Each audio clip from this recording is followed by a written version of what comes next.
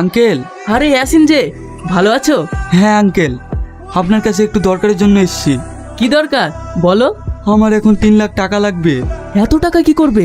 তুইনার বিতে কিছু দিতে পারিনি বলে ওকে প্রত্যেকদিন মারধর করছে, কিন্তু আমরা এতগুলো টাকা এখন কোথায় পাবো? কি টাকার জন্য তুই নাকি মারধর করে? হ্যাঁ আঙ্কেল। আচ্ছা ঠিক আছে, এ নিয়ে তুমি চিন্তা করো না। তুমি এখন যাও, আমি টাকার ব্যবস্থা করছি।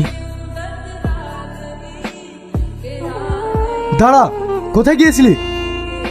আমি তো তোমাকে বলেই গেলাম যে আমি ওষুধ আনতে যাব। ওষুধ আনতে গিয়েছিলি না মস্তি করতে গিয়েছিলি? তুমি কি বলছো? কি বলছি বুঝতে পারছিস না? এটা কি? ফটো তুমি কোথায় পেলে? তুই কি ভেবেছিস তুই আমার সাথে সংসার করবি আর এক্স বয়ফ্রেন্ডের সাথে মস্তি করে বেড়াবি? আমি কিছু জানতে পারবো না?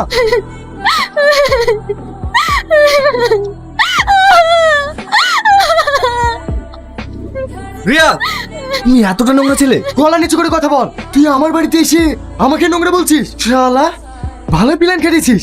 নিজের গার্লফ্রেন্ডকে অন্য ঘাড়ে চাপিয়ে দিয়ে বাজার বাজার মস্তি করে বেড়াচ্ছিস। কি সব বলতে বকছো? কেন? যার সঙ্গে মস্তি করে বেড়াচ্ছিস তাকে চিনতে পারছিস না? মুখ সামলে কথা বলবি। হ্যাঁ, আমি ওকে ভালোবাসতাম, কিন্তু আমাদের ভালোবাসার মধ্যে এমন কিছু ছিল না যেটা থেকে আঙুল তুলতে পারে।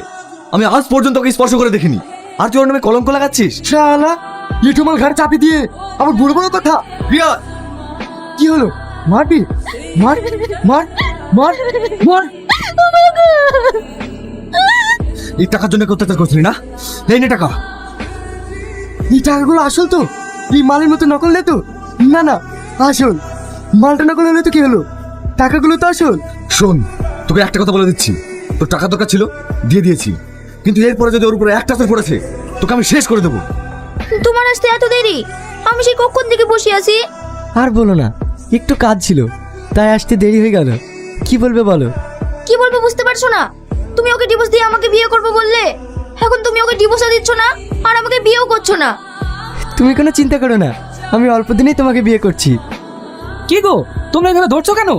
রিয়াজের বুকে রিয়াজ গায়ে পেট্রোল ঢেলে দিয়ে আগুন ধরে দিয়েছে।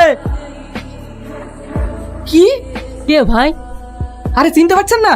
আপনার বন্ধুর মেয়ের এখানে বিয়ে দেয়নি? হ্যাঁ। ওই মেয়েটাকে ওর স্বামী ভীষণ অত্যাচার করে, আজ নাকি গায়ে পেট্রোল ঢেলে দিয়ে আগুন ধরে দিছে। দেখ দেখ ছেলে দেখা যায়, তোর মতন এইরকম মানুষ ছেলে আমাদের গ্রামে একটাও নাই। এত সুন্দর একটা মেয়ের মধ্যে তো এইভাবে অত্যাচার হয়, কেউ সহ্য করবে না। আর যদি ওর ভাব বেশ থাকতো তাহলে তোর মতন ছেলে বাচ্চা মানে খাইতে থাক না। হ্যাঁ, ওর বাপ বেঁচে আছে। ওর এক বাপ মারা গিয়েছে তো কি হয়েছে, ওর আরেক বাপ বেঁচে আছে। তোর মতো ছেলের ভাত আমার মেয়েকে কোনোদিন খেতে দেবো না। অফিসার, আপনাকে যার কথা বলেছিলাম এই সেই ছেলে।